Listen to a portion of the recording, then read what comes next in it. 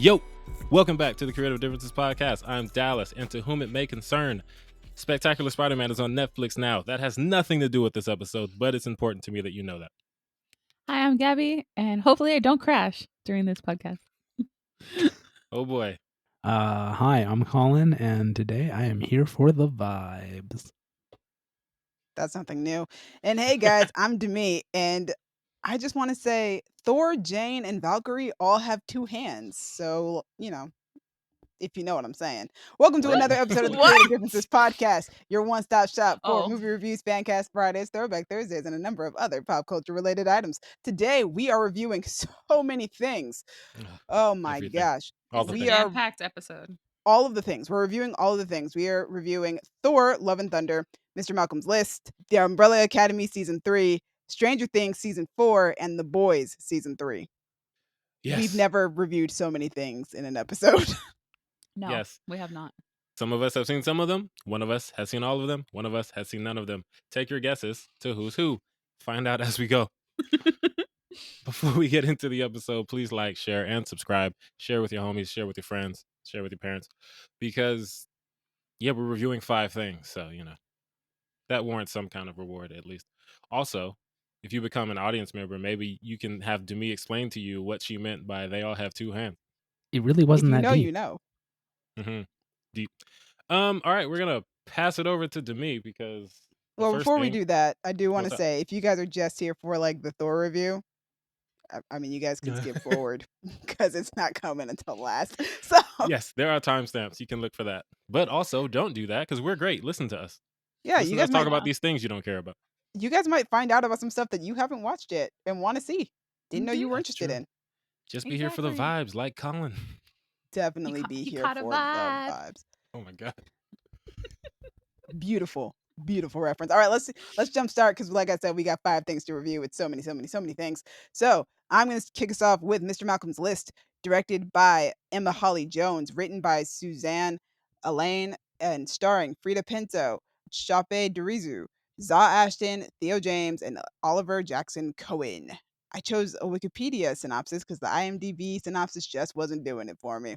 A young woman in 1800s England helps her friend to get revenge on a suitor who rejected her for failing a requirement on his list of qualifications for a bride. Wild. All That right, explains y'all. the list. Yes, yes. This is also based on a novel also written by Suzanne Elaine. And also there was a short film that was made back in 2019 by Refinery 29, who are also the producers of this film. What? They got into producing. And yeah, and the short film basically starred the entire cast of this movie. I think the only person who had to get recast was Gemma Chan, and I think she got recast because she had a scheduling issue because she went on to do Eternals. Ah. Which makes sense, guys. Anyway, yeah, man. So Gabby is usually our period piece person on this podcast. She's the one who loves them. I like them when I see them, but I'm not running out there to go see a period piece except this one. I finally understand the appeal of period piece romances. Screw historical accuracy. Just cast Black people and Indigenous people and people of color actors as your leads, guys. That's what I want to see. I will say though, they were few and far between, but there were like Black people and other races that did ascend to at least like upper classes because of their not necessarily Yeah. titles, but they existed is what I'm saying. But I don't So- need historical accuracy. Just do it. I don't Yeah. care. Just do it. This is great. I Yeah. loved the short film when that first came out in 2019, and I loved this just as much, maybe even more. The story feels really modern, but it's written in like period piece language, obviously, because it takes place in the 1800s. But the storyline feels like a very modern storyline. These characters feel like they have very modern personalities, and it's a really sweet love story, and just like also pretty funny. I don't typically find period piece films funny, but this one I was like chuckling every so often. I was like, this is kind of comedic. I kind of like this. I'm having a good Aw. time right now. I love the cast, which is the main reason I even went to see it. Hollywood needs to just put Frida Pinto in more movies. She's incredibly sweet and just so intelligent as Selena Dalton. Chape Derizu is an excellent romantic lead as Mr. Malcolm. He could easily play Mr. Darcy in Pride and Prejudice. He's so very charming and yet like, Composed. Darcy's so charming and composed. And it's really great. And I I like got it. Darcy vibes from him when I was watching the trailer. He's got hardcore Darcy vibes in this movie. I haven't seen Zaw Ashton in a lot. Like I've seen her in a few things, but always in like really small roles for the most part. But she's Yeah. really excellent as the scorned and not particularly bright Julia Thistlethwaite, All right. which was the role that Gemma Chan initially played. I would have been interested to see Gemma play it in the film just because the two of them have very different ways of playing this very airheaded type of character. Because I think Zaw Ashton plays it like very, very obviously ditzy, which is a lot of fun. And I think Gemma would have played the scorn and the menace a little bit more so than Zaw does. But Zaw Ashton's really good in this role. Like she's really funny. Like even though she does some really awful things in this movie, she's still redeemable. Okay. Like you still want to see her get a happy ending by the end of the movie too. Okay. Yeah. Theo James is charming as Captain Ossery, and I love his dynamic with like Selena, Julia, and especially Mr. Malcolm. Theo James's character kind of comes in to sweep Frida Pinto's character off her feet. Mm-mm. So, there's automatically like a rivalry between him and Mr. Malcolm, but the way that that dynamic goes and the way that that story goes is very different from how most movies and stories would play it, and I love that. And Oliver Jackson Cohen is delightful and fun as Lord Cassidy, aka Julia's cousin. Gabby would probably love the costumes in this movie. Hold on, Yeah, wait, I'm wait, wait, looking wait, at wait. them and I'm looking at the vibes. That Yes. actor, is he the one from Invisible Man and the Haunting Yes, of the he Sphinx? is. Oh, I like Yeah, him. that's him. He's good. That He's is a solid indeed dude. him. He was also in NBC's Dracula, which I hated his character on that show, but I really love him in this movie. He's so delightful. But yeah, I was saying I don't know much about period clothing from that time, but there's a masquerade ball scene, and I'm a sucker for a masquerade, which is why I'm throwing one for my 30th birthday this year. You are. Ooh. But like, that scene, the masquerade has my whole heart. I kid you not, I stopped breathing when Selena and Mr. Malcolm were dancing. I was just like, Ooh, oh my yes. gosh. And that's Just when that's when the drama ups because that's when they finally get to like touch and like be alone together, kind of. I was like, the romance is killing me. Well, they actually get to be alone pretty early on in the movie because this whole thing is kind of a scheme. So Ah.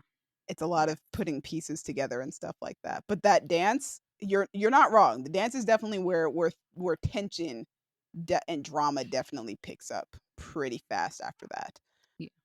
I love Selena's. She dresses as the goddess of the moon, obviously, because Selene, and she looks so great. She looks so great. Ugh, just put Frida Pinto in more stuff. Don't make her have to executive produce just so that she can star in the movie, guys. Just put her in stuff. I agree.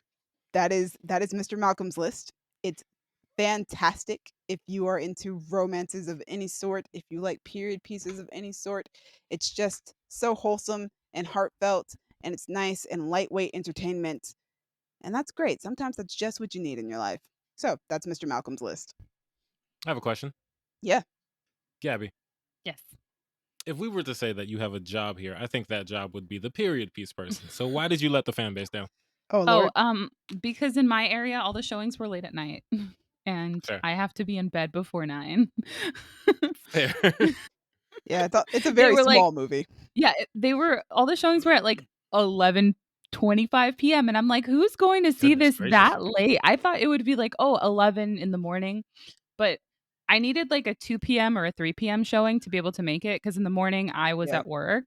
Which is And in crazy the because all the evening, ones around Pasadena are like 2:30, 3:20 yeah, those showings. I could have made. I could have gone from work to watch Mr. Malcolm's List, but because I live all the way out in the ocean, apparently all of In the the older ocean. people around here are just like gung ho for period pieces at 11:30 p.m. I mean, hey, there's a different breed out there. And then the closest place that had a reasonable showing was like 30, 45 minutes away. And I was like, absolutely not. I can't wait for Gabby to watch this movie though. I hope that she talks about it in a what you've been watching. I might require Yeah. that she talk about it in a what you've been watching. Or at least She I watched probably will. I already found the short film. Short film is So a lot I'm of fun too. so I might as well just check that out real quick. That's like an yeah. 11-minute trailer for the film. Yeah, that's what I'm seeing. It's like 11 minutes long, Yeah. and I'm like here for it. Also, one of the things I loved about the movie, I was talking about people of color being the leads. It's almost got like a 1997 Cinderella colorblind casting type of feel because Interesting. Zaw Ashton is a black woman. Her Mhm. mother and cousin are being played by Asian women. Most Oh. likely Okay. because Gemma Chen was originally in that role, but Mhm. Gemma had to leave. So and then I think it was Constance Wu after Gemma Chen, and then Constance Oh. Wu had to drop out, and then Zaw Mm. Ashton came in. So at that point, it's just like we're not gonna recast everybody else. Like, why would Also, we do that? yeah, like why would I And fire these people? No. yeah, They and can then stay. also Oliver Jackson Cohen is playing her cousin, her other cousin. Okay. I dig it. Okay. So like for sure, just like colorblind casting. Let's go. Yeah. Best actor for the role. Let's get it. Yo, Captain Honestly, Planet and I family. like it because it's based on fiction anyway. Like this isn't real life. Who cares? Who But cares? also, Good this point. happens in real life because adoptive families. So anyway, That That's a good too. point. That too. Dallas. Speaking of adopted families. Hey. Oh, thank you, Gabby. That was beautiful. The Umbrella Beautiful. Academy. It's back. It's on Netflix. I rushed through it at the last minute because we had to record this today. The Umbrella Academy is created by Steve Blackman and developed by Jeremy Slater. I never know what developed by really means in terms of TV because sometimes I'll just see that instead of created by. Based on the comic book series of the same name, written by Gerard Way, illustrated by Gabriel Ba, and published by Dark Horse Comics. Either way, these are the guys who did the thing. It's a great thing that they've done. Also, if you don't know Jeremy Slater, he created the Moon Knight show, very nice. and Steve Blackman was the co-showrunner for Private Practice, which is a show I didn't watch, but I've heard of 1,000 times. It's a spin-off of Grey's Anatomy. Onward. Wait, really? Yeah. Yes, it Private is. Practice. Yes. Oh, look at that. Fun facts all over the place. Anyway, this show, the show we're talking about now, it stars Elliot Page, Tom Hopper, David Castaneda, Emmy Raver-Lampman, Robert Sheehan, Aidan Gallagher, and Ritu Arya. I had to include Ritu Arya because Demi would yell at me if I didn't, even though originally I I was wouldn't just yell putting at the you. umbrellas. I would just add her into it. Yeah, I would just figured. I was like, throw her name. I listed all the umbrellas, and I thought if I don't add her, Demi's going to list her anyway, so I might as well. Well, she's part of the family now. So She is part of the family now. She's a Yeah. lovely addition to the family. they made that very clear this season. She is part of the family. Yeah. Whole family. IMDb summary states a family of former child heroes now grown apart must reunite to continue to protect the world. That is season 1, but I pretty don't know. much It the continues show to in be general. true Yeah, every season. it doesn't stop being the case. They have to reunite for different reasons every single season. True, and it's more than often an apocalypse. Yep, Not the it's always apocalypse, an in apocalypse. No, because there's so it is many. always an apocalypse. Yes, I feel like an season 1 apocalypse. it was the apocalypse, and then season 2 was like, okay, so this is becoming an apocalypse situation. Right now, it's Well, a the thing. problem This the thing is we that deal they continue. These particular people who have to save the world continue to cause an apocalypse. So Terrible. One of my favorite lines in the show, but specifically in season 2, is when Klaus finds out they have another one, and he says, is it Vanya? And they're like, what? And he's like, what? It's usually Vanya. And you know what? He's not wrong. He was right. It was. It was. Um, The first 2 times it has been it was Victor. Yeah, exactly. Now Yeah. Vanya is now Victor. It is Victor. Oh, okay, Yes. got it. Yo, so here's the thing about Umbrella Academy. I always forget how much I love this show until it comes back. That's fair. Yeah. Oh It's my goodness. so good. Did they do a full season drop, or did they do like half and half? Like No, with full season Stranger drop. Full Things? season. Got it. 10 Full episodes. season drop. Which they did between Stranger Things volumes, which they probably shouldn't have done because I feel like it really overshadowed the Umbrella Academy release. Yeah. Definitely did. Well, you can tell who has the bigger audience because Netflix is like, how do I extend this hype? Oh yeah, Stranger Things is their golden goose. That's their like Game of Thrones. But it's about to end. But we'll talk about that later. True. I liked the story that they had this year. I didn't think it was Same. as tight as previous seasons, but this time around there wasn't a single plot line that didn't engage and hold my attention. Most of the time there's Yeah. like one plot line that I'm like, I'm not really interested. But this season I was like, I'm interested in everything that's happening. Same. Also like that they're not in 1960s Texas because 1960s Texas ain't no fun. 2022 Texas sounds bad enough. So let's just avoid that entirely. Yep. Yeah. I also love that every season dives into how trauma can, like, that's like the theme of the show. How does trauma negatively impact our choices and our behavior? And with a superhero show like this and a, kind of a fantasy sci-fi type of aspects around it, you get to push the envelope and like dramatize it in a way that's like super like big. Like characters make choices that you probably would hopefully never come across in real life, but it really Right. allows you to like push that drama as far forward as you can. And it's season 3, so all these actors are like on their A game. Yeah, Yeah. the performances are fantastic. And like you said, with this kind of show, you can do things to show trauma in a way that you can't in a show that's more bound by, realistic life. Settings. Like, Yeah. there's superpowers. So instead of just, oh, our father is abusive, it's, oh, our father is testing my abilities by having me get hit by cars repeatedly. It's like, oh, Yes. that's rough, but Yeah. also played for laughs because the show is insane. Yeah, so it's funny because I was gonna It's a say that funny scene. it is very funny, also very horrifying, but hilarious at the same time. I was gonna say that they all seem so comfortable with these characters, and also the occasional absurd plot points, like the one that you just mentioned. Hmm. I think the acting standouts for me this season were Raver-Lampman, Hmm. because who boy, Justin H. and Elliot Page. Oh man, did I forget to I didn't list Justin. My bad, Justin. That's Yo, Ben, right? he did great this season. Yeah, Ben. He was fantastic. He's great, especially because he's playing a different version of Ben this season, Yeah. which I found interesting.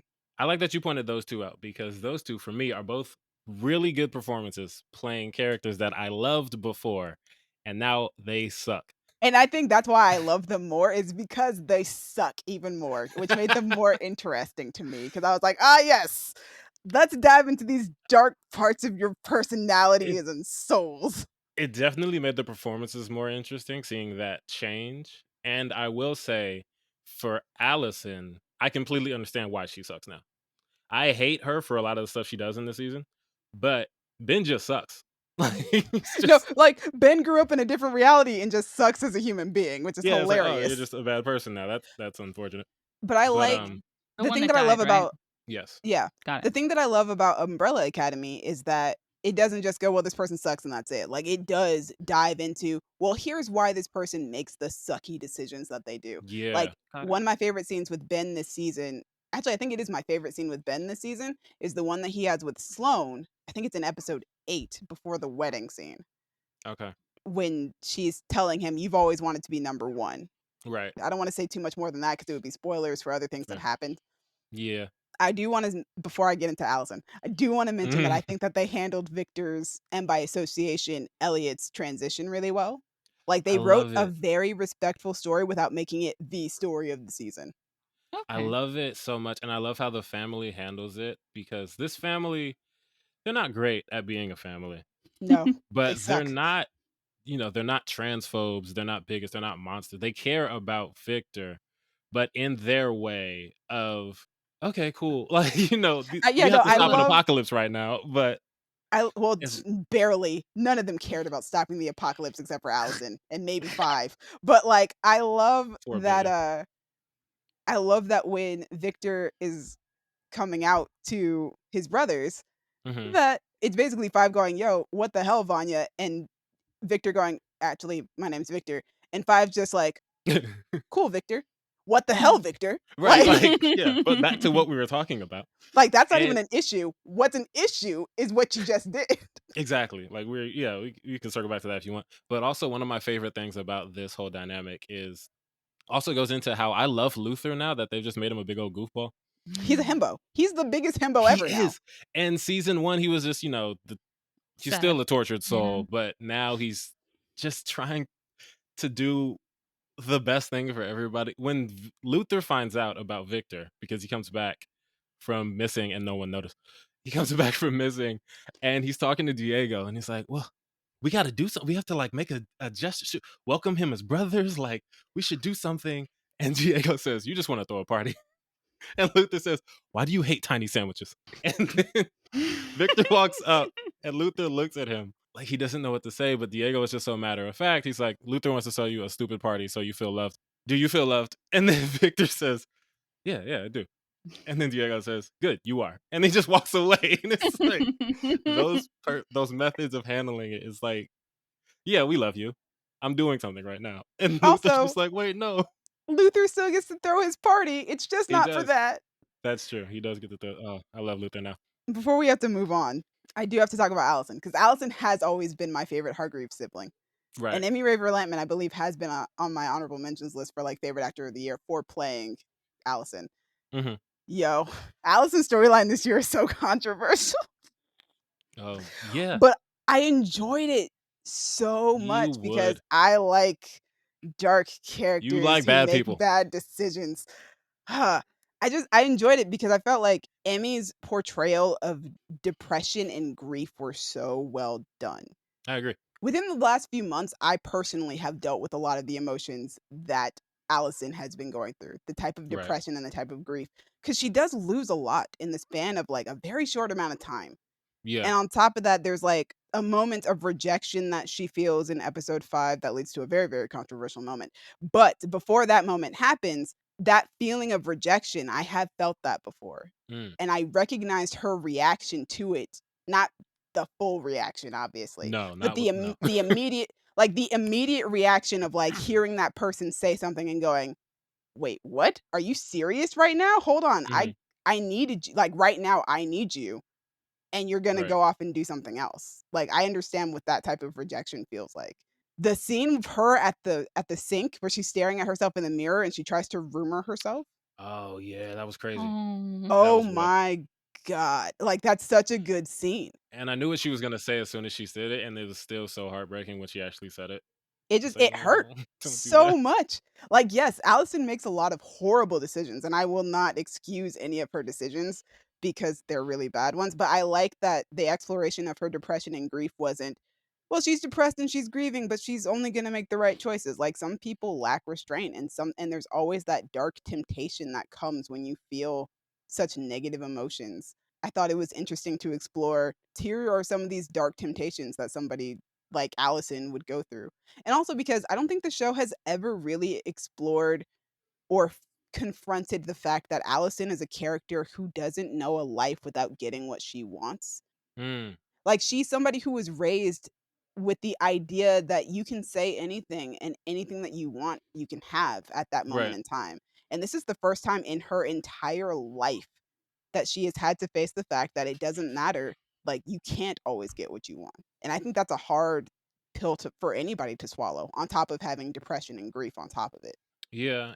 That was interesting. It goes back to what we said earlier is about the way that this show will approach some of those things is that you have a character in a normal world that is going through depression, grief, all these things, and they might lash out with what they say or what they do, and she does. Oh, she But does. also, you have a character with her abilities going through that, and what she does is going to be so much worse because of what she's able to do. So you can point it out even more by her reaction because her reaction is, "Hey, I have mind control powers." So that's rough. So I'm gonna do what I want, and Exactly. I'm gonna figure out how I can hold on to the things that I really need to hold on to because I've already lost everything else. Yeah. And And it I hate sucks. it. But Yo, it's rough, but yo, Emmy it's so Raver-Lampman rough. was out there acting. Oh, definitely. She was killing it. Definitely. But they all do. They all do. They all do. Like I said, Allison's my favorite Hargreaves. Lila is also one of my favorite characters on the show. I don't really have much to say about her. It's just she's chaos and I love it. She is so chaotic. I love her relationship with Diego. And Luther and Sloane really grew on me too as the season went on. I love them. They're so wholesome and I just want them to be happy together. Uh, That's all I want. well, we'll see what happens. I can't wait to see what direction next season goes down and what apocalypse will have to stop this time Yeah. because they leave it off on a pretty crazy cliffhanger. Yeah. What's up, Gabby? I have a question. Have they announced like how many seasons there will be, or is this one of those shows They that will haven't go even on? announced whether or not we're getting a 4th season. We're just Yeah. hopeful at this point. We're Got just it, got it, hoping got for it. it. But Netflix is doing they're going through some things. They're confusing. So They we'll might see what they renew do. it, they might not. Who knows? Also, Got it, got it, couple got it. things I love. There's so much singing and dancing in this season. The karaoke dan- scene. The karaoke scene with the brothers is I love it so much. It's so Chef's goofy. The kiss. dance battle in the first episode, I was, oh, okay, we're doing this. And I The was so Footloose happy. dance was amazing. And they made it work narratively because I was wondering, for a split second, I thought, why is this happening? And then I realized what was actually happening. I thought, oh, okay, You know what's funny? that's what that is. The boys and Umbrella Academy both do very absurd things, but are on different ends of the spectrum with their absurdity. Yeah, and they're both a lot of what we said earlier. It's exploration of trauma and how it can affect you, but through the lens of superheroes Yep. and all that stuff. And it's just two sides of the same coin, but they're very different in their approach. Although I noticed that this show is rated TV MA now instead of TV 14. They started saying the F word a lot more. Yeah, they weren't saying it before, to my knowledge. I don't think they did.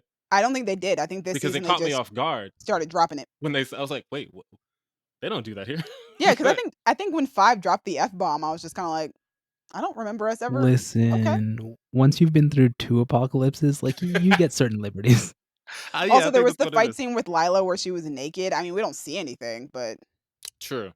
But yeah, it's done in a way that, you have to imagine the titties. But they're not there. They're implied titties. they're very much implied. They shot around her naked body very well. They did a good job. But yeah, fun show. I'm upset that Ben can't be lovable like he was before, but he still has his hentai tentacles. So, There's always next there's that. season. Yeah, but did you not know about the hentai tentacles? I did. I just forgot. Yeah, it's hard to forget when you watch it. They're doing it this time. I know. Lots of tentacle. He's called the Horror, right? Yes. He Although is. they don't use their superhero Nicknames? names from the comics very often. They use their Yeah. numbers a lot and their The show, names. I don't know if the show uses any of their names. I think they've used them a couple of times, but it's very Okay. rare. I don't think Victor's ever had his used. But I think that Allison's has been used because she's the rumor. The rumor? That makes sense. Yeah, fun times. But I'm glad that they Trauma. don't, because Diego's is the Kraken, and that would confuse me. Yeah, apparently in the comic, he can breathe underwater. What? Yeah, that's a thing that he can do. He can't do it in the show, so it doesn't make any sense. Because I keep wondering, why is he called the Kraken? I'm thinking hentai boy over there with all the tentacles should be the Kraken. Exactly. I'm like, that's the guy who should be called the Kraken. But also, yeah, the horror fits too, because not everyone is in the tentacles. Yeah. Some people are. And that's Lila also Yeah, is there you go. super OP, and I love it. Yeah, she's interesting. She's fun in her chaotic way. Her little dynamic with Diego and spoiler redacted is great. With Stan? No, we can say Stan. Okay, yeah, we could say Stan. I just didn't want to get into like Yeah, no, we the just can't actual dynamic. mention what the dynamic is, but Fair. Stan is hilarious, and so Stan's is great. Lila. Stan actually had one of the first F-bombs, and that's why I was like, what is this show Oh, rated at? yes. It wasn't 5. It was Stan. That's right. Yeah, they both get one, which is funny because they're probably the youngest actors on the show. They are. Yeah. For sure. Speaking of young actors, Stranger Things. We're still on Netflix.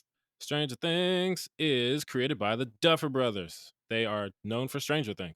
They also Yes, they wrote are. and directed a movie. It's called Hidden. None of us saw it. Moving on. Alright.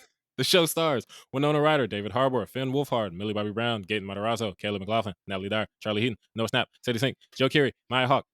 There's too many people. Yeah, that might have been an issue this season. But we'll get into that. Circle into that. But wait, IMDb summary. It's also based on season 1, so we can skip that. Just know the Upside Down ain't done with these little niggas. No, That's it the ain't. summary for this season.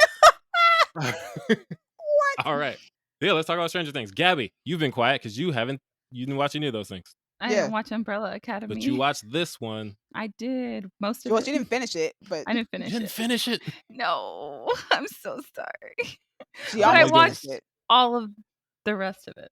You have partial complete credit. So for this. she's watched I know. volume 1 and half of volume 2. Yeah, Okay. yeah. All right.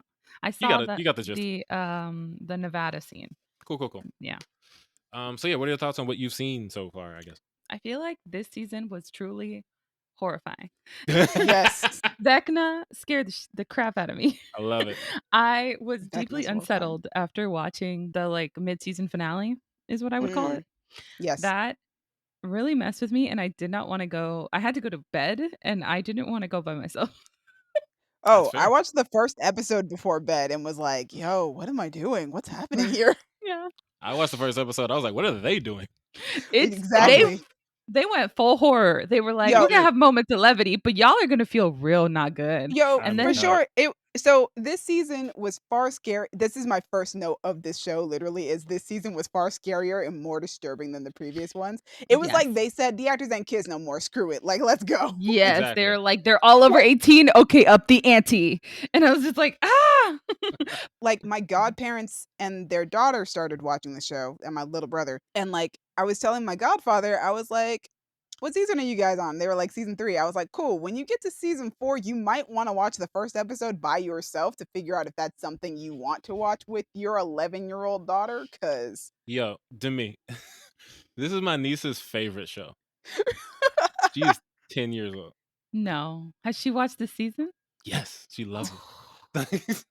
She put me onto the show because I watched the first season years ago and then I fell off. And then she got really into like the first 3 seasons.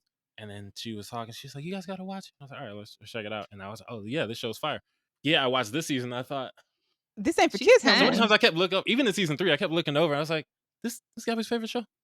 She's This is what 10. she'd be watching? But yeah, I love it. She I loves it. would It's great. again. I Fun was for the I whole mean, family. I get why kids would be into it though. It's kind of like if you had been around when the Goonies came or out, E.T. like yeah. being a kid during that time, it would be so cool to see these kids fighting monsters. But we get to season 4, and I'm Yeah. like, bro, what are we doing out here? I'm People sorry. are dying in disturbing ways. When Mad Max flew into the air, I was like, I'm not okay. My girl Max, bro, And that My had girl already been Max. spoiled for me. We should get into it. Yeah, so I mean, the story follows Stranger Things' as usual formula of monster of the season, Mm-hmm. Yeah. but Vecna's definitely the most horrifying villain so far. Although agree. this feels like an excellent setup for a finale. Like I'm getting like we're nearing the end vibes. Well, yes, we are. We When we get are. season Yeah. 5, for sure, Yeah. it's over. That's it. I actually thought that season 4 was the final season when we started watching it, and then I was like, oh, there's Oh. still more after this? Okay. I think there are a number of standout episodes this season, for sure. The whole season is like an epic spectacle from beginning to end, which is why every episode is over a frigging hour. Jesus Christ. Mhm. However, I do think the finale did not need to be 2 hour, 2.5, but whatever, however the heck long. So Usually long. you guys are the ones who complain about things being long, but usually it's movies. This time I'm like, no TV episode needs to be 2.5 hours long. It could have been split in 2 or cut down or something. Yeah. It was Even so Game long. of Thrones didn't do that. Oh my gosh, it was so long. There was actually a point where the screen cuts to black, and I thought that was the end of the episode, but we still had like another hour left. No, they weren't done. They weren't done. They weren't done. Ugh. Goodness. The standout episodes to me were Dear Billy, The Dive, and like the last 2 movies that we had to watch for volume 2. Oh yeah, It Dear was literally Billy. a double feature. Like we came home the day that they came out, and I was like, "All right, movie night. Let's crack this double feature and Bro, get it going." I made the horrible mistake because I started watching volume 2 at 11 o'clock at night, which meant I wasn't done till like 2:30 in the morning. Oh And no. see, we did that too. We started watching we watched the first episode, and then it was too late. It was like 11, and I was like, absolutely not. I have to be at work. And this was after I had been at the beach all day. That was 3 hours away from my house. So Jeez. Yeah, it would have been a no Mm-mm. for me. I will say that my critique of the story was that like I understand the importance of Joyce and Hopper's storyline, but it felt too separate from the main storyline. Yeah, I they were far agree. away. Yeah, it didn't Mm. connect very well. Mhm. Yeah, and the way they tried to connect it was it There's a didn't monster at the feel jail. too forced because of the way that the show was connected, the monsters and the upside down and all that stuff. But it was just okay. I guess that works. It was a reach. But yeah, and when I was watching, every time I'm watching, it's like I love Joyce, I love Harbor, I love Murray. Murray's one of my favorite characters. Murray's amazing. But I'm used- everything I was just like, it's so disconnected. I feel like I'm watching a different show right now. Yeah. Especially because that's none of the not my kids thing. are involved in that storyline. None Yeah. of them. I'm freaking Russia. It's also just yeah. That's what I was gonna say. The landscape is also insanely different. Like Right. We're in Russia so, now. there's Bunch like of no through old Russians. line. Yeah, so like even when Mike, Jonathan, and Will are like in California, it at least still feels like we're in a town. Yeah, like the Soviet prison is just like this is real different. We in the I middle don't of know. nowhere. There's snow. What time of year is it? Yeah, Are we Yeah, in the it was, same season? What's going on? exactly. I did feel that the relationship issues between Nancy and Jonathan were really forced and contrived. Like, you think it's just like they want Nancy to be back with Steve? yeah, Yeah. The Steve thing fell forth. yeah. Like we came back and they were like, "Oh, Nancy and Jonathan are having issues," and I'm like, okay, what? I mean, I get it. I understand why it would happen. I just, Yeah. okay, cool, I guess. And they also gave Will and Jonathan like nothing to do, so I hope that changes next season. I agree. Yo, Will, They my be, boy Will. they're doing him wrong. Let Will catch a break. All Will gets to do is be sad or be tormented by a monster or both at the same time. And have that bowl cut. And have that stupid ass Oh, that haircut. Like, bowl cut. give Will a haircut. Let Will be happy. Yeah. Why do y'all hate Will so much? I know. The haircuts at this point feel intentional. Like I feel like the Duffer it's been brothers 4 seasons now. Like, what are you doing? hate Will. and I They are don't know torturing why. that boy. Yeah. He was stuck in the Upside Down in the first season. The second season, he was Right. being possessed by the monster. I don't even remember third season. I think third. I don't even remember, bro. And then like this season, like he's going through hella gay panic. Like let the baby boy live, all right? Mhm. And then every time you think it's gonna be okay, I can still feel the monster. It's like Jesus. No. Bro, just let this little nigga go. Let him be happy. There's the scene in the back of the van where he's talking to Oh. Mike and he turns his head and starts crying. And I was just like, Will, I don't need you to be hella relatable right now. First off, I need this to not be something that I have felt before. But like, dude, what's up? What are we doing with Will right now? I just want to give him a hug. I almost laughed in that scene only because the ridiculousness of Mike not being able to tell. But And his Jonathan's best like, friend is sobbing next to him in the car. Like, Because listen Mike's to like, the conversation we just had and look at me while I'm talking to you. I look broken and not in the typical monsters are taking over my body broken. Like, I am depressed. And then Mike is like, oh, you're right. And then Will turns his head, weeps. And then Mike is just sitting there. It's the 80s. He's not on his phone. He's not doing anything. he's He's still just sitting looking there in at the car. Will's art piece, I guess. And it's like, bro. it's so stupid. But Yeah. also, like, Mike is so wrapped up in thinking about 11 and his own He is. life that, He like, I is. don't see him noticing anything around him. That's exactly why Will called him out on being a bad friend. Anyway. Mike's not, Mike's not a great friend or boyfriend because I'm still mad that he didn't beat up any of those kids at that roller rink.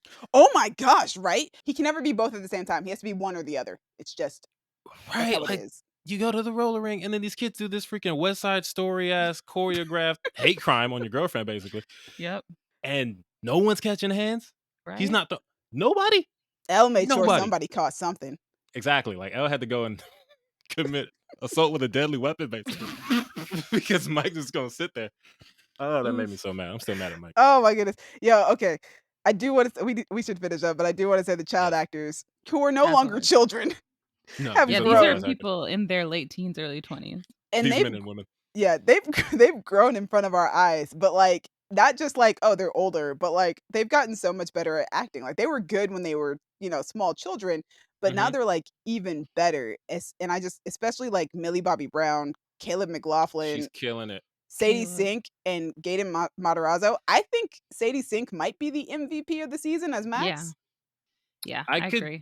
give you that maybe. I think for me it's probably between her and 11. Like the Her things that and 11 Millie, has yeah. to do. Yeah, Millie. The thing that they have to do is just like they're both, and it makes sense because they're both. If you've seen the season, you know what's going on with them. Yeah, I think I only give Sadie Sink the slight upper hand because of the Dear Billy episode, Yeah. which didn't Oh, have 11 in it at all right. Yeah, she was and not might have there. been the best episode of the season, Yep. which is Ooh, crazy because especially 11's not in it. Ooh, it's the Kate Bush of it all. She has so much emotional work to do in this season too. And I'm also really glad that like Priya Ferguson got more to do towards the end of the season as a Erica because Erica's amazing. Oh, she's so dope. And when the show introduced her, I think season 2 maybe. I think they do I introduce her in was season 2, yeah. I was like, oh no, we're getting the annoying little sister character, but she's so great. And every scene she steals it, Yep. and I'm like, okay, I rock this. I think this show, out of all the shows I watch, this show might have the most characters that I absolutely love. Mm, It might be tied with Ted Lasso. I was trying to do the math off screen, off mic. And Young Justice doesn't count because they introduce 30 new characters every season. every so season. they're disqualified.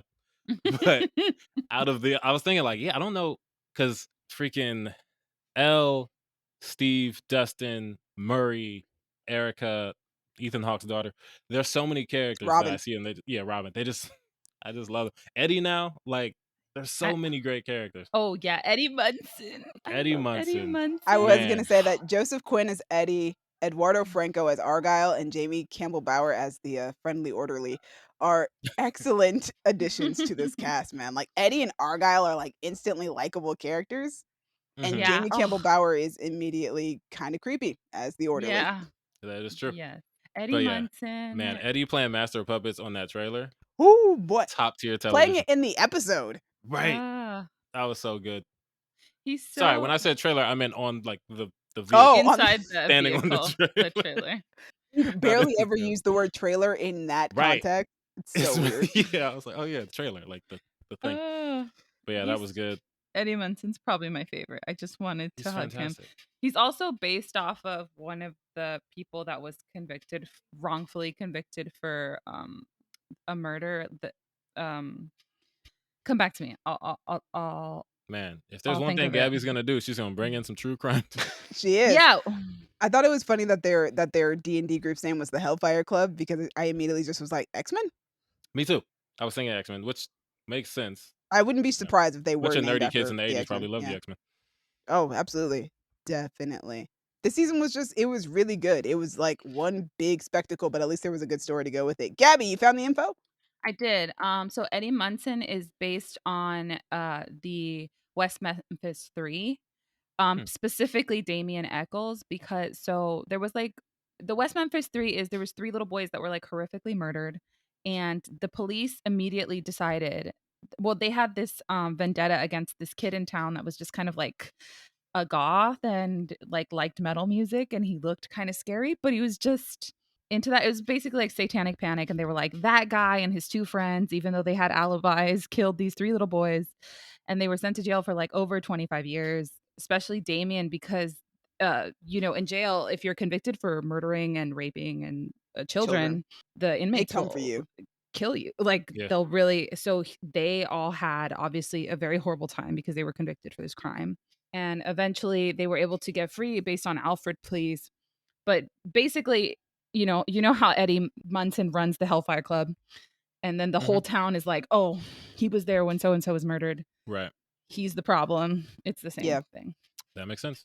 I love the parents' reaction to that council meeting as well, but we won't get too far into that because then we're just getting into spoiler territory. Yeah. Fair.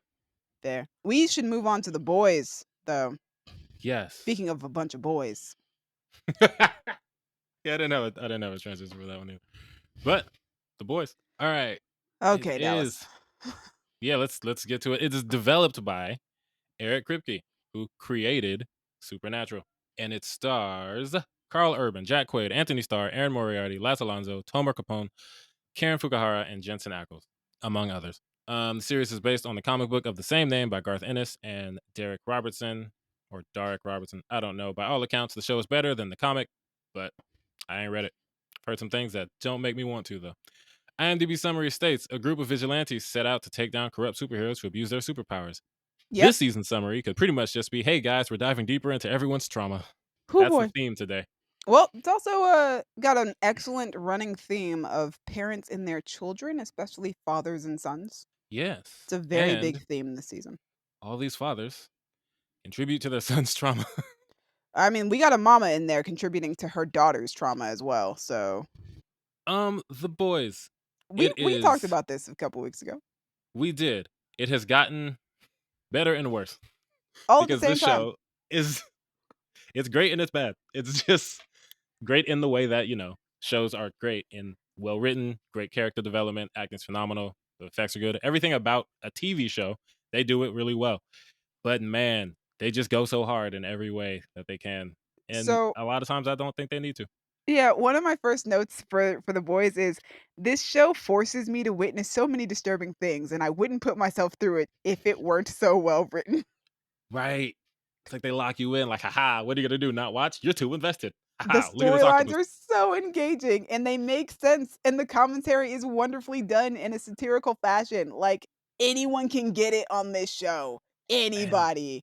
But also, I have to witness so many things that I don't want to see.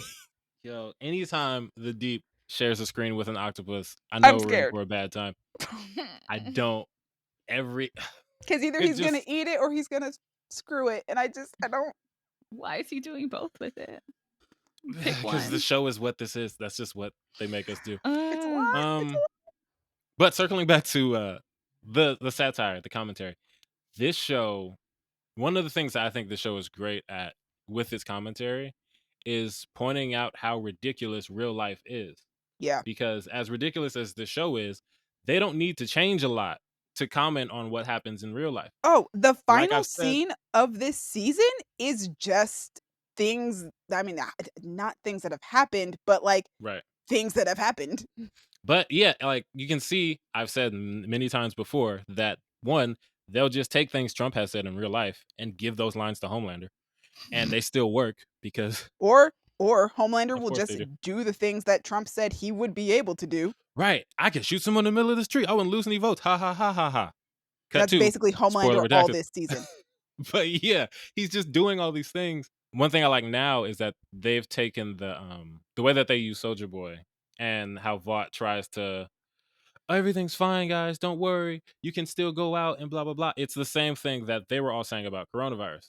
We were Mm. saying, hey, maybe we should stay inside and not go get COVID. And then they're all like, oh no, it's fine. Go to the park, go with your friends. Everything's under control. Everything's all good. And they just you change out one thing for another, and it's now it applies to this show. But Yeah. we didn't really have to change anything about what you guys said or did because this is how you guys act in real life. And then there was like the storyline with A-Train and what is it, Blue Justice or something Blue like Hawk. that? Blue Hawk. I should have known. Right. Some sort of bird that feels patriotic. Vaguely, yes. Yeah, the Blue Hawk thing where he was over policing neighborhoods of color and was Right. killing people. And And then oh screaming my "Soup gosh. Lives Matter" at a rally. Like, Oof, Yes. it's yikes. just so easy. Like, real Did you life is hear just about so the bad. people who were actually like watching the show and were fans of Blue Hawk Yes. until that moment? They were like, "You guys made the show all woke and political." Buddy, It's like, are bro, Oh, you honey watching that the was the same point of bun. that. show? Especially Oh. like Seth Rogen is the producer of this show. Love And Seth Seth And Rogen. Rogen is not a quiet person. no, Seth Rogen has been I've seen like Seth Rogen went on Instagram and he posted something about Black Lives Matter and he said if this is offensive to you, unfollow me. I don't want you as a fan. And then people were commenting stupid things like, "Oh, you've gone too political. I don't like that you're saying this, blah blah blah blah blah." And if you go through the comments, it's just so many iterations of Seth Rogen just saying, "Fuck off." Yeah. To all these people and saying, "You don't deserve my movies. I don't want you to watch them anyway. Go away." He's like, Seth Rogen he's- becomes the person that I respect more and more as the years go on and as he produces more things. Yeah. same. Because if you told me that this man was going to produce The Boys and Pam and Tommy, I just, what? Yeah. But also, people don't know who produces things. I mention producers and things like that to my coworkers, and they're like, what does that mean? Because Yeah. I'll point out things like that. They'll be like, well, it's really and I'm like, do you know who's making the show? Like, hmm you know that they're very outspoken. Why are you surprised that this is something that's happening on the show made by someone outspoken? Right. Like, oh, but it got really woke. And I'm just like, it has been the entire time. You just haven't noticed. The entire time. The whole cast, though, is fantastic and are clearly down for all the craziness that this show brings. I think Carl Urban and Anthony Starr are always the MVPs of the show because just when you think their characters can't get any worse as people, they find a way to be worse, especially Homelander. Homelander, man, yeah, Anthony Starr is killing it. Like something about I've never seen him in anything else, but oh my god, me just either. But like he has this look on his face that he's mastered, which is the fake smile with the homicidal rage behind it. Yep. And it's like the layers of acting you have to do to look like you're angry, but look like you're trying not to look like you're angry. You kind of have to feel it. You have to feel the Yeah. anger and then be actively trying to hide It it. makes don't me know how fear this this man man- in real life. Yeah, I don't know how this man does it, but he takes the light out of his eyes, and it's it's horrifying. terrifying. Disconcerting. Disconcerting. You're like, why are you so good at this? Yes, I will say he annoyed me this season for several reasons, but Who Jack annoyed Quaid, Huey, Oh yeah. he reminded me a lot of Riley from Buffy the Vampire Slayer. If you know, you know. But Jack Quaid does a great job of playing him. Also, Okay. I love Erin does. Moriarty as Starlight, and I She's think great. this might be her best season. Yeah. She gets to go all out with this season. Yeah. In character and like performance. Yep. And I'm glad that they gave Karen Fukuhara more to do than just be a silent killer. Her story had like a lot of heart in it, probably more than like every other storyline on the show. And I'm glad that they let her sing. I didn't expect that. And I was just really happy to see it. I loved it. She's great. Yeah. She's such a lovable actress. Oh, she's so great. With the way that this season ended, I am excited for what stories they have for us next season, but I'm also afraid of what disturbing images I'll have to consume in order to watch this season. I'm absolutely terrified. Yo, I just there were so many things this season, and you know that they're just gonna get worse. Like Herogasm. Like And that's the thing about this show is in my notes I have written down. Episode 6 is Herogasm. Episode 7 Hmm. is the one with Billy's flashback. No, yeah, Billy. His flashbacks to his like why he's Yeah, to like his this. yeah. And if you describe these episodes to me, you couldn't convince me that this is the same show I just watched. Because they're gonna, hey, look, superheroes, elastic dick, nut everywhere. And Orgy. then it's right. And then episode 7 is, hey, our protagonist has been just terrible to everyone. We're gonna show you why. And we told you, but now we're actually really going to show you. And it's going to break your heart. And you're gonna forget that we just made you watch an orgy a week ago. Not even just an orgy. Like a man screwed a fish. I'm not I gonna don't want get to talk past about that that. anymore. I can't get past it. No. Every time the I Deep think came on scene, I was afraid of what I was gonna have to witness. this is the second show we've talked about today with superheroes and tentacles, and I don't think that that's a pattern we should build. It's too late. So let's just not talk about the octopus anymore. It's a pattern that you've chosen for yourselves. I didn't know, Colin, when I started these shows that they were going to be so tentacle centric. And yet you're on season 3 of both of them. So it's like you know now. To be fair, yeah, I know now, Ben's I'm already locked in. tentacles do not come out very often, and he only uses them to fight people. True. The Boys is a different story. Listen, The Boys came with a warning, okay? Came The with voice is like, what makes people the most uncomfortable, and let's do that. Let's do that What's repeatedly. going to make people like rethink their entire reason for watching the show, and then let's do that. And then Amazon Let's. said, "Hey, let's give them a 4th season." As they should. I mean, as they should. It's a really good show. Like maybe they shouldn't, but I'm glad they did. Before we move on, Jensen Ackles. I'm so glad. I'm so Very glad great he's here. as Soldier Boy. Because he's got that perfect rough around the edges look and voice to be this terrible man. This And horrible Captain America. it's so funny because he falls into it so perfectly. And I watched Supernatural for as long as I could stand it, about 9 or 10 seasons, which is, That's a lot of seasons. right. Thank you. I'm proud of myself. You were But, like a mad completionist for a while there. Yeah, like when I stopped watching Supernatural, that was before I just gave up on things. So that hurt me. I But still don't give up on things. So Jensen Ackles I do. was fantastic. Dean's great. And I feel like I'm so glad to see what he plays as a character who's not bound by like CW TV ratings. Because the things he says and does, they're terrible. But also, I feel like this might be kind of how Dean talked.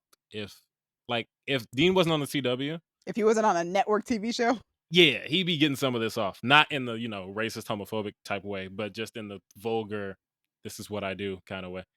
But Jensen falls into the role perfectly, and I'm so glad to see him again because I can't go back to Supernatural. Yeah, a lot of great twists and turns with that character. Well, like within the story, but mostly are catalyzed by that character and that character's existence, really. So it was really good. A lot of their plot twists this season were extremely good.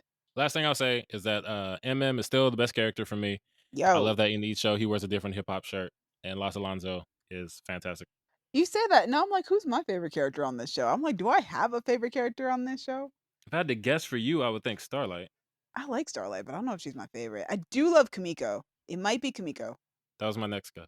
Because, like, I like these characters as they are, but I'm like, I don't know if I'm, like, in love with any of these people. Like, whoa. No, you can't be. Yeah. Maybe Kimiko. Yeah. Yeah, she's a delight. She's a killer, but she's a delight. Also, Frenchie's fantastic as well. Shout out to Thor Capone. Frenchie is fantastic. But you're right. MM is, like, probably the moral compass of this show. MM and Starlight, which is why they're such a good team, to be honest. I love them both. They're great. Starlight is fantastic, though. Starlight's definitely up there on the list. Just because she's a genuinely good person. Yeah, she's so sweet. Somebody has to be. Speaking of superheroes and genuinely good people. Yay! We've reached it, guys. We have reached it. The big one. Thor, Love and Thunder. Yes, 505 for our reviews today.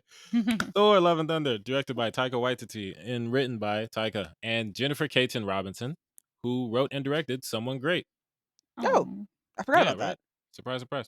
The movie stars Chris Hemsworth, Christian Bale, Tessa Thompson, Taika Waititi, and Natalie Portman, as always, among others. IMDb summary, Thor enlists the help of Valkyrie, Korg, and ex-girlfriend Jane Foster to fight Gore the God Butcher, who intends to make the gods extinct. True that. Okay, so we all saw it except Colin, right? Yeah.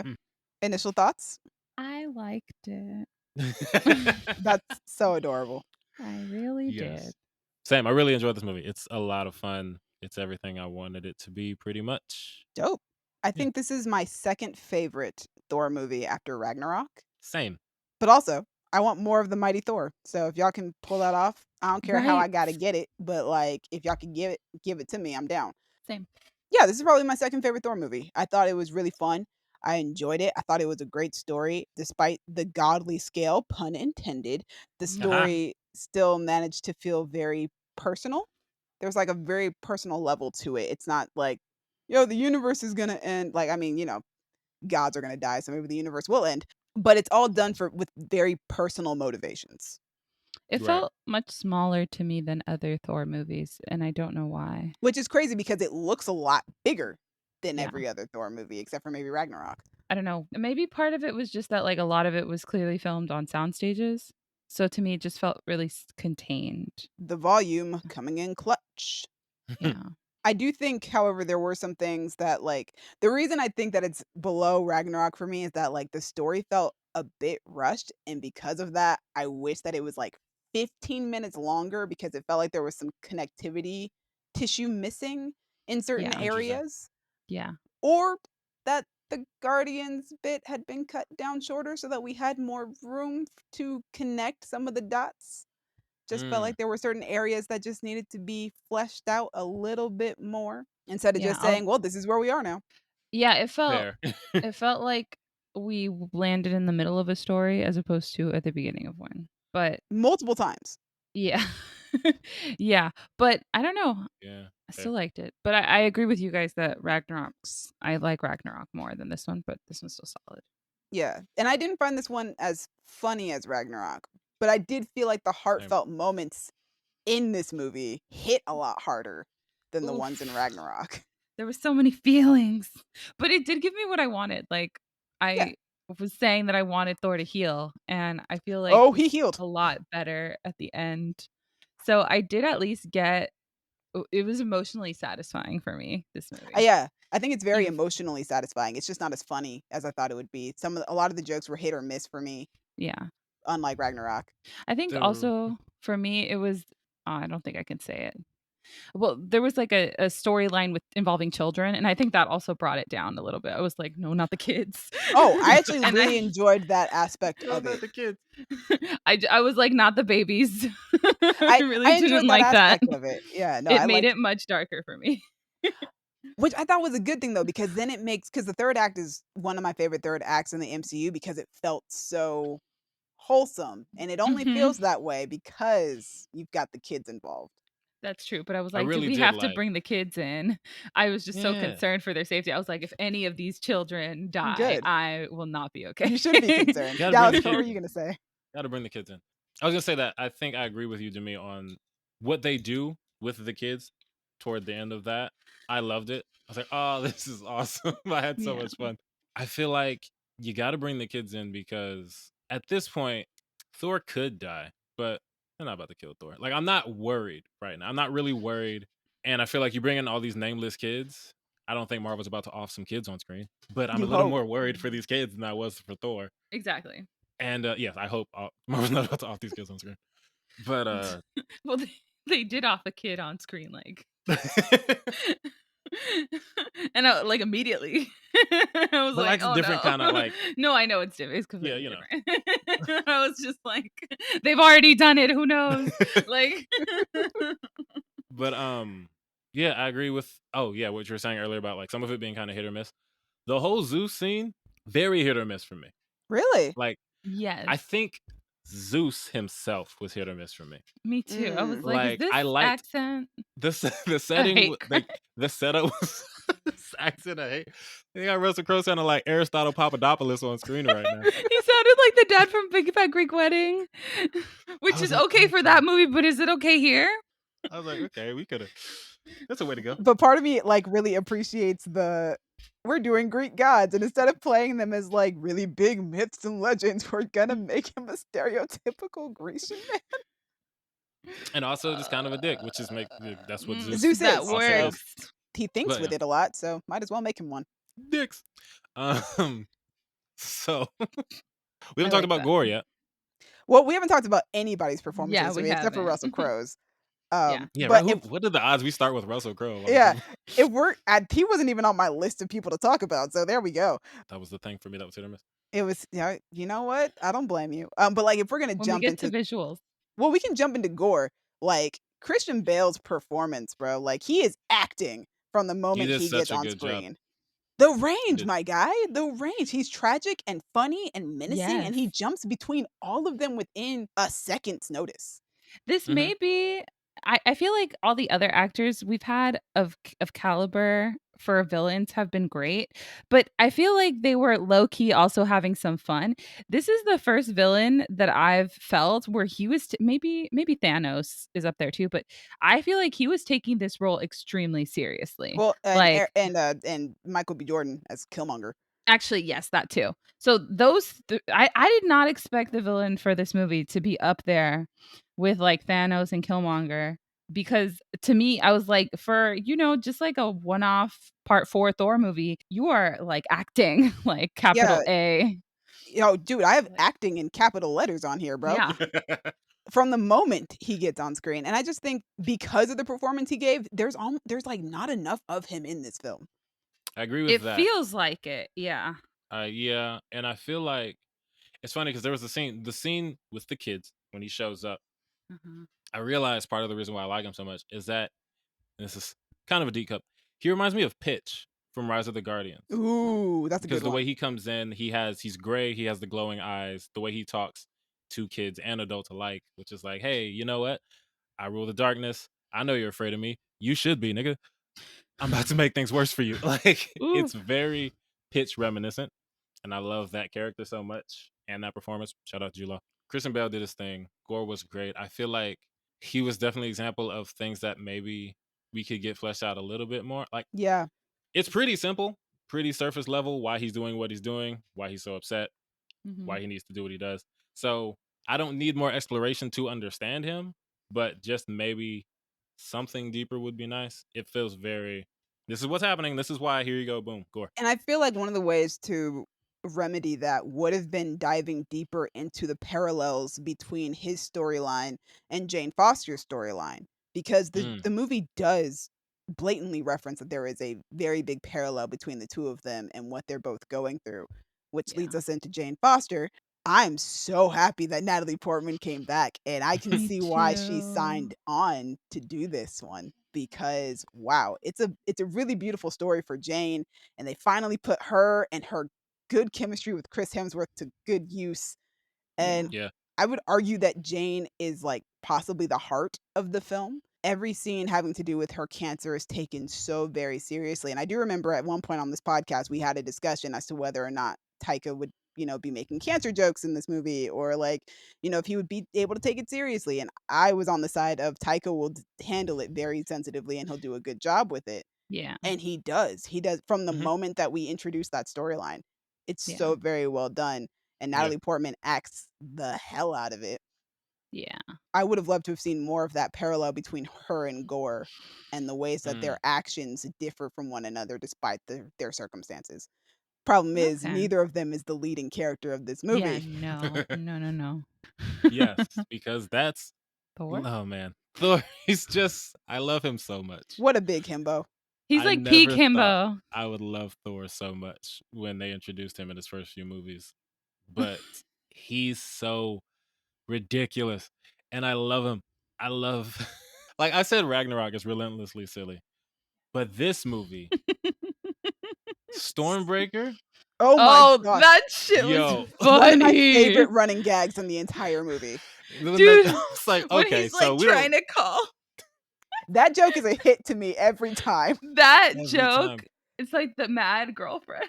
The and I mad new think girlfriend. that's one thing that Taika's really good at is that Taika will throw arguably too many jokes at you. But even the ones that are hit and miss, like for me at least, he has a way of making them work. Like a good example is those goats. I was like, Oh oh, my I'm gonna gosh. hate this. But I the almost one did. scene when Thor says something and the goats immediately stop and look at him, I died. And then for the rest of the movie, every time I saw or heard the goats, I just thought of that moment and I couldn't not laugh. I was like, that's great.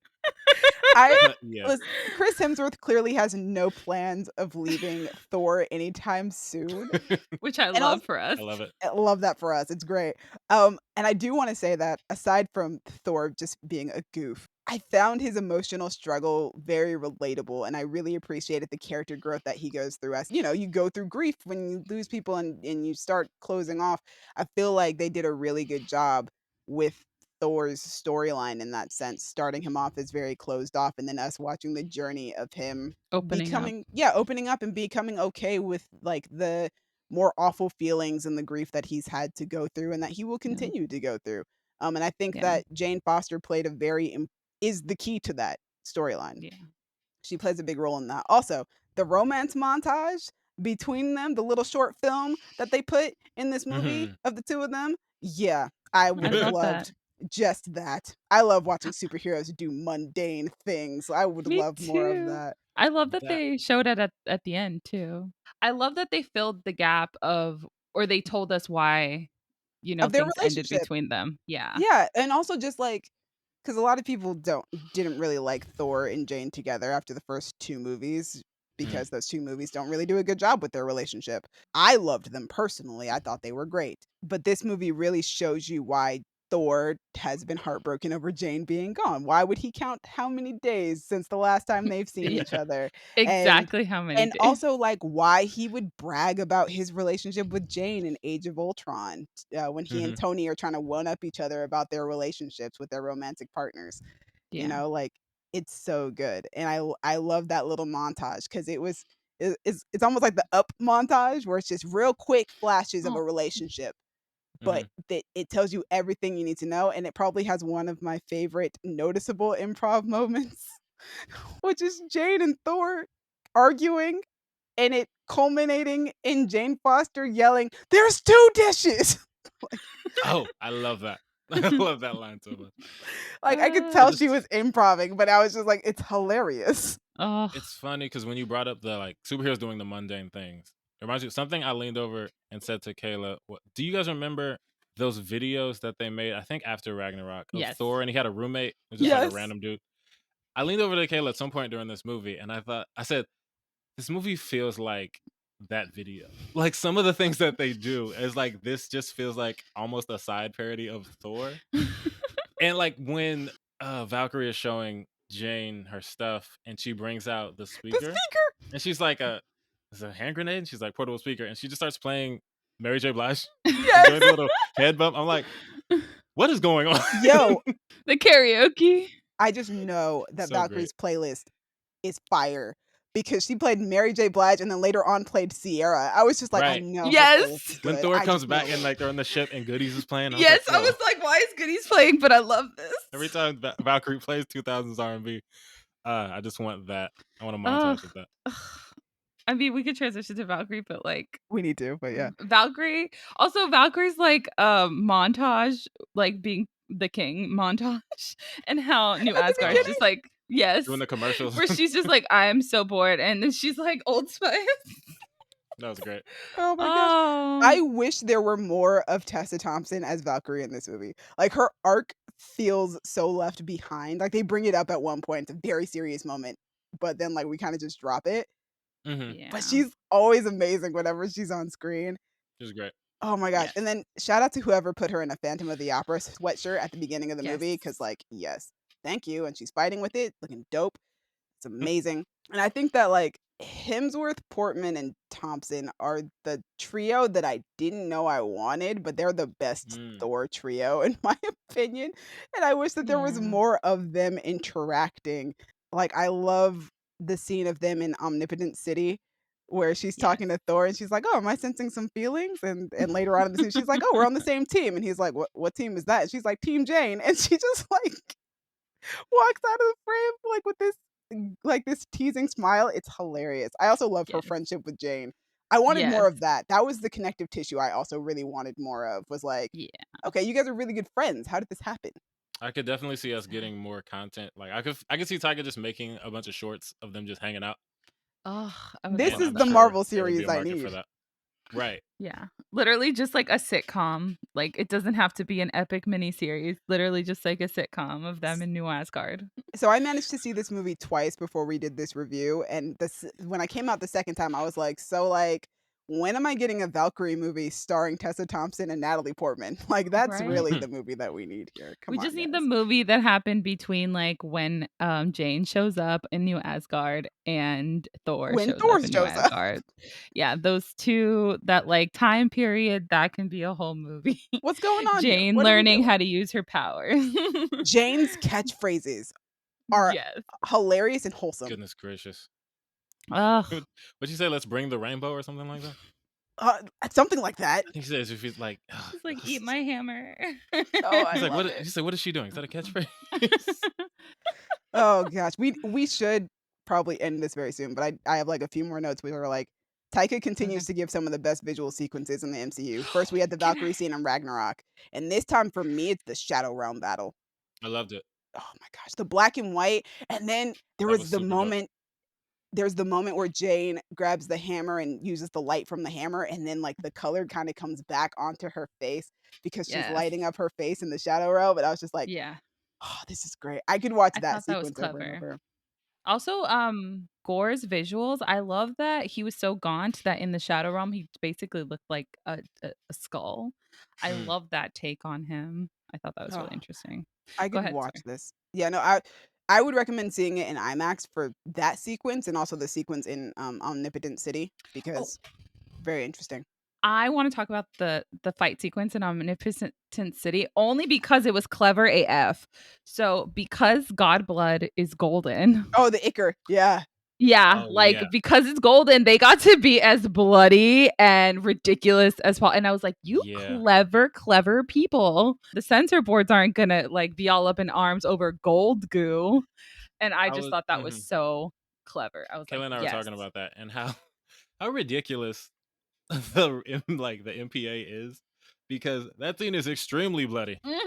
But the fact that it's not red Yeah. means it's all good. Like Not human blood. everything Gabby just said, it's just like they are doing.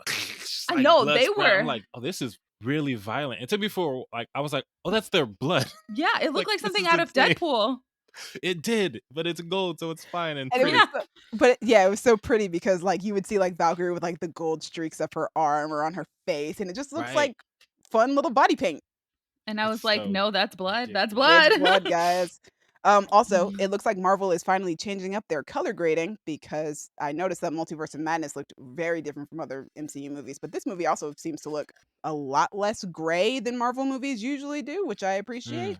The red on the capes for them were super vibrant, and I love the blue blues. in Yo, Thor's Thor's fit costume. with the blue. Yes. I Sick. love it. And it like normally with the Marvel color grade, like Demi's right, that blue would not have stood out, but it was bright. It was in your face. I was like, It was yes. popping. Yeah. Also, a couple of things. I think I noticed a couple of Eternals looking details in the film Yes. because were. Celestials Mhm. are technically gods. I think Yeah. the soundtrack for this movie slaps. However, as much as I love Giacchino, and I have talked about my love of Giacchino on here, I do wish that Mark, I think it's Mother's Vow, Mhm. he did Ragnarok. I wish Yeah. that he'd returned for this one because I feel like Yeah. his music just works really well with Taika's version of Thor. I agree with you. I was like waiting for the synth pop and it didn't come. And I And was it like, didn't come. me. He's But from Devo. yeah, but the rock and roll was dope, and I loved the rendition of the Marvel Studios logo theme that came on with the rock vibe. So Oh, I that was one like, too. can we play that on all of the Marvel movies from now Yeah. on? Oh, speaking of rocks, did you guys notice the reference with Korg and the guy that he started dating? And Dwayne. Dwayne, yeah. Dwayne I the was like, oh, Rock. that's so silly. My boyfriend, I didn't catch it, and my boyfriend pointed it out to me, and I was like, Like, of course, okay, his go name on. is Dwayne. Man. Any other notes from you guys? I'm out of notes. Yes. One thing I didn't know before today is that that little girl is Chris Hemsworth's daughter. Hemsworth's daughter. Well, a fun fact, like all of their kids were involved in this Yeah. movie. It's basically everybody, all the leads have kids except for Tessa Thompson. So like Hemsworth Interesting. has 3 kids, Natalie Portman has 2 kids who were on set with her. Taika's got his kids, Christian Bale's got kids. Taika said that he actually had the production team's kids design monsters, and they use those as the Shadow Realm monsters. That's awesome. Oh. And then all of Chris Hemsworth's kids are in the movie, and I Yeah. think that I read somewhere that Natalie Portman's kids are also in the movie, and I think Christian Bale's is too. Yeah, everybody's That's kids are in the adorable. movie. Yeah, Yeah. they're all there. But yeah, that scene toward the end, Kayla and I love that scene. The last scene of the movie. The last scene, You're yeah, like, oh, I love this so much. And that's And his then- daughter? yeah, that's Yeah. his kid. So then figuring that out, finding that out after, I was like, oh, that's so awesome. Also, Yeah. Elsa Pataki's in this movie as well. Chris Hemsworth's She's wife. a wolf woman. She's the wolf woman at the beginning of the movie. Yif. Oh. Also, Thor is a furry. Yeah. Cool. But also, not the first time that Elsa has been in a Thor movie, because she also was in the end credit scene for Thor: The Dark World. She, I think Natalie Portman couldn't be on set for the kiss that they had to do, so they had Oh, Elsa, right. which is why it looks super passionate, because Chris Hemsworth is kissing his wife. Yeah. Oh. Yeah, keep bringing that's his wife great. in, which I respect it. Respect it. All right, we're supposed to do trailer tracking. Yeah. Let's run through them as quickly as possible. Okay, we're still gonna do that. Yes, real quick. Let's go. Only because I want to Trailers. talk about the Woman King. Yes. Yeah. All right, the Woman King. Oh, that shit looks so cool. It looks real dope. And that's all I have to say. Go on. Viola Davis hopefully gonna get an Oscar for playing an African warrior. I would love to see it. It looks so dope.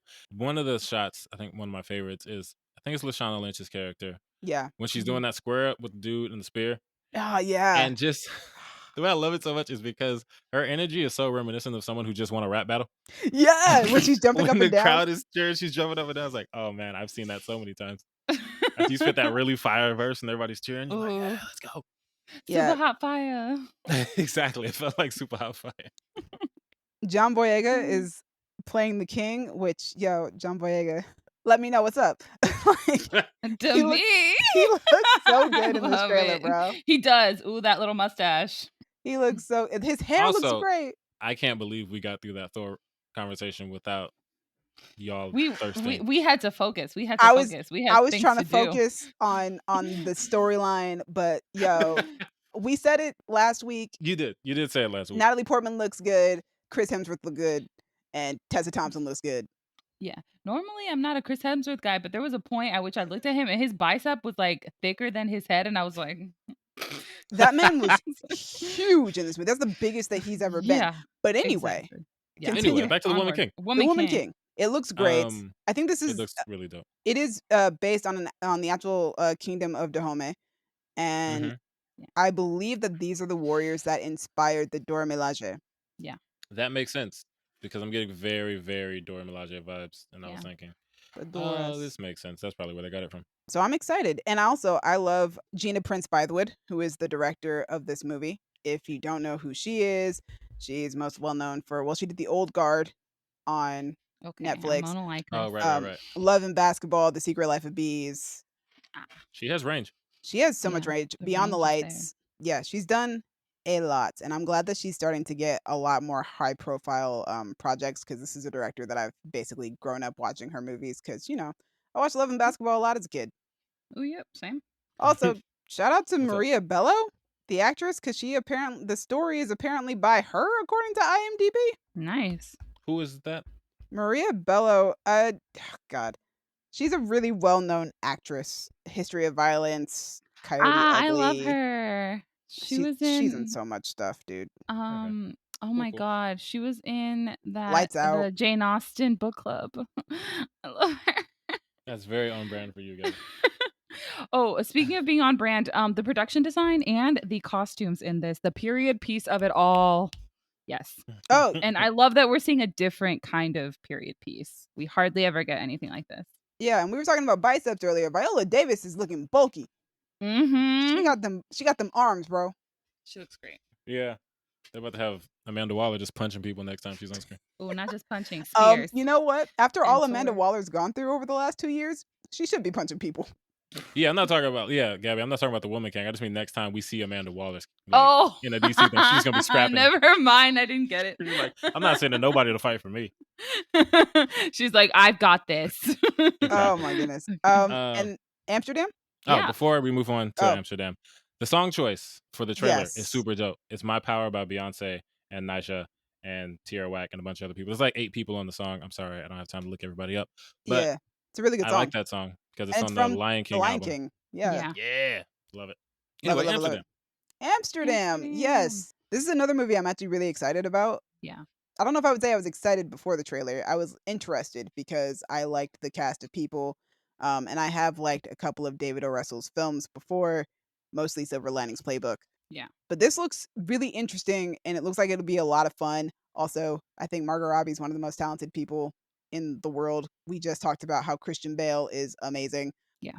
John David Washington is also a very talented actor. I think he replaced Michael B. Jordan. I think Michael B. Jordan was originally supposed to be in the movie, which I was excited about because Margot Robbie and Michael B. Jordan have really good chemistry, even though they've never done a project together.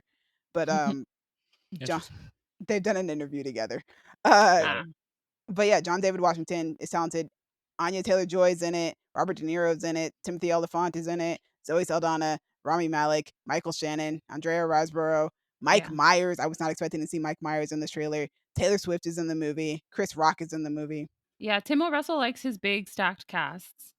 And it's not a Tim O. Russell movie if Robert De Niro's not in it. So yeah, or Christian. Christian Bale's also one of his people that he uses a lot.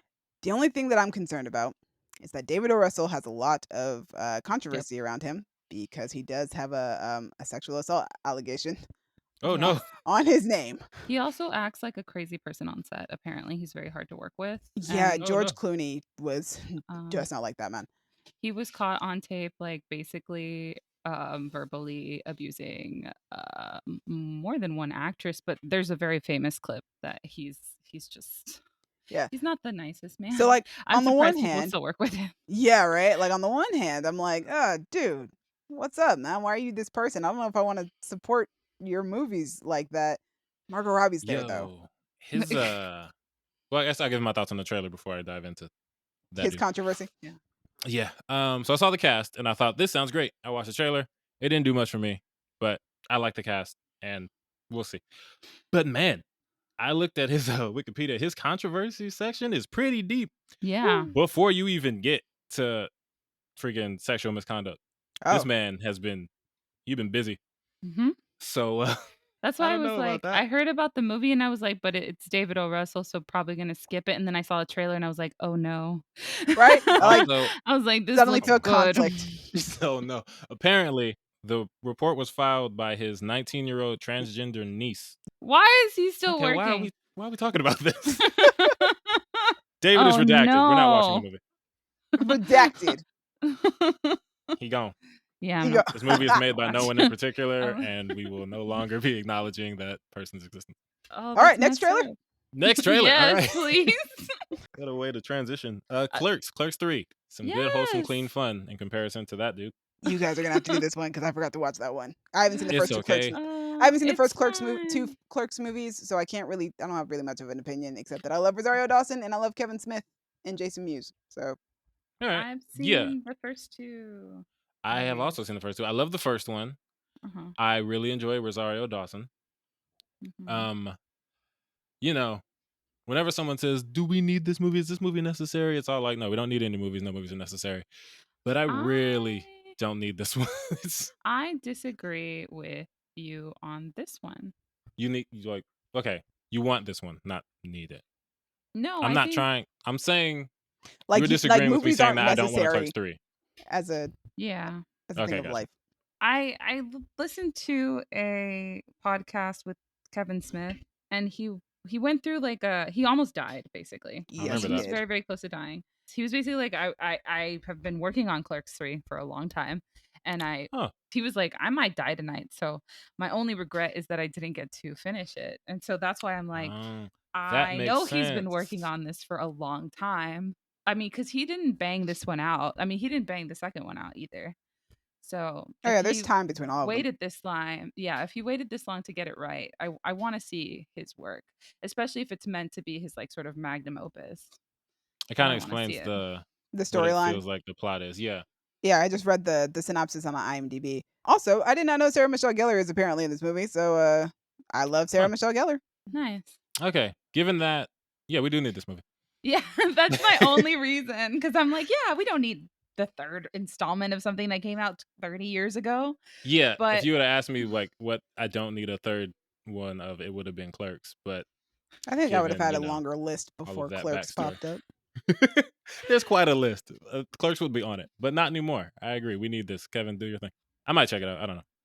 I think I probably will, just because again I did listen to him talk about this, but also there's a couple of like movie directors that are massive movie fans but aren't assholes, and Kevin Smith is one of them. I was just about Yeah. to say, Kevin Smith, unlike the dude who we were just talking about, seems like a really nice guy who just really likes does. movies.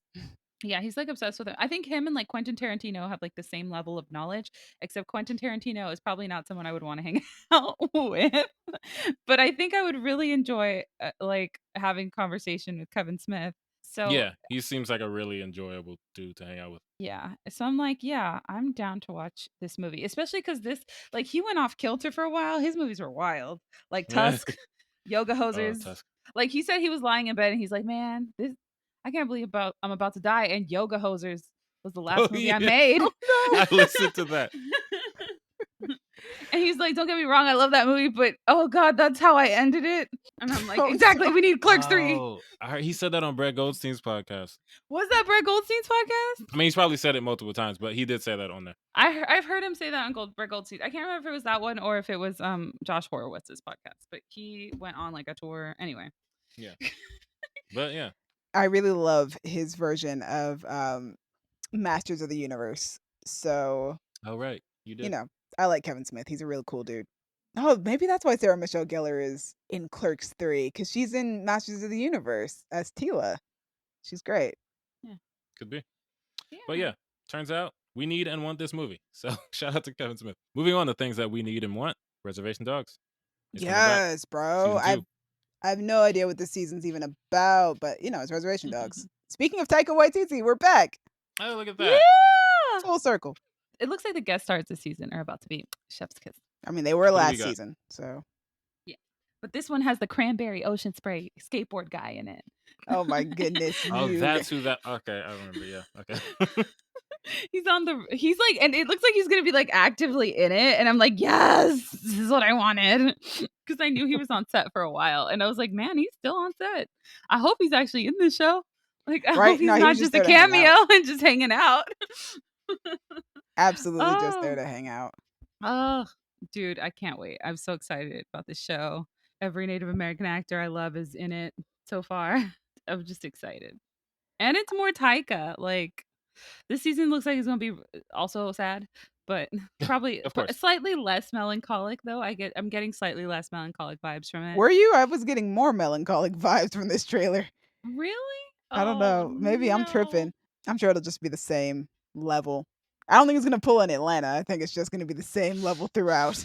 But Atlanta's melancholy, but it's also like, I'm gonna make you feel really uncomfortable right now. and then more and more so with every season. Yep. Yeah, I'm excited. I really liked the first season. I think we've talked about it before. I think it was on one of ours, if not multiple of our top 10 favorite shows of last year, Yeah. which you guys can check out that episode as well. But yeah, I think that's I'm excited. I really like all the actors and I want to see more. What are we doing this season? Let's go. How are we getting the gang back together? Ooh, Literally look forward to and finding that figuratively. out. If we do that. If it's getting back together, yeah. I hope so. Fingers crossed. Yeah. We'll see how it goes. We will see how it goes. I'm just excited. I love the show and I can't wait to watch more of it. All right. Before we sign off, welcome to our new segment, Indifferent Opinions, where we ask Colin to say something about each of the things he didn't talk about. Let's Colin, go. we're just doing trailer tracking because obviously he didn't watch any of the stuff. The Woman King, say a thing. It looks really cool. I'm about it. I'm down. Amsterdam. I think what I said when I saw the trailer was what I still feel, which is like, it looks like it could be a fun time. I wouldn't go out of my way to see it, but if somebody were like, hey, I'm about to go see Amsterdam, you want to come through? I might like, sure, why not? Fair. I won't be saying that to you because it turns out the dude who made it is bad. Clerks 3. I have no history with that series at all. So fair. Reservation Dogs season 2. I mean, season 1 slapped. I'm like really excited to rewatch it, and hopefully I'll watch season 2. It's me, so maybe I won't, you know? That's true. Colin is infamous for just watching a season of a show, really liking it, and then for no reason at all, just not watching it anymore. Stranger Things. So many. I mean, So many shows. It's So like, many. Colin and I do the same thing. We're just less vocal about it. Like I will gradually stop watching something and be like, I don't like this but you will anymore. gradually stop watching. Colin just stops after the first season, even though he really liked it. Right, he'll buy the t-shirts, he got merch, and then the season 2 comes out. It's like, Colin, He's you like- seen it? It's like, nah. Why? And see, I'm like, I stopped watching it because I don't like it anymore. Like this See, isn't good Colin for me doesn't reach anymore. that That makes point. sense. He stops before he can even reach that. Ah. Which Alright, I don't so know. anyway. I don't know if that's depressing or if that's like a really positive thing, because at least you don't reach the point of disliking it, but like you just stop. True. Right. I don't know. That remains to be explored. But anyway, thank you for coming to our session of Indifferent Opinions starring Colin. We will do this all the time because Colin will sit here in silence until I we like that you guys are all slowly developing your own Segment? solo segments. Yeah. That's Just true. Dallas left now. No, Yeah, we me got and the Dallas Splash have our Zone. own segment. It's called Double D Podcast. That's true. Yeah, that's whenever you guys aren't It's here. an but entire episode. It's Just a whole- the two yeah. of you. entire It's basically side whenever series. me and Dallas are vibing. Caught a vibe. Anyway. Audience, thank you for listening to All of that. what's maybe our longest regular episode. Probably. Possibly, but it's This is getting definitely toward like recap level. this was definitely a review marathon. Yeah. Yeah. Ooh, there's the title. I wish, but there's already too many things that we reviewed. I gotta pick 3. True, you can't even put them all. Anyway, thanks for sticking around. If you stuck around, you're the best. If not, Yeah. I understand. We get it. Thank you. Special thanks to Demi's dad for giving us some heat to use for our intro and outro music. Yo. We forgot to mention that last time, but yes, thank you to We my did. father. He did a fantastic job, and he did it in the span of a day. So Yo, that's Dang. wild.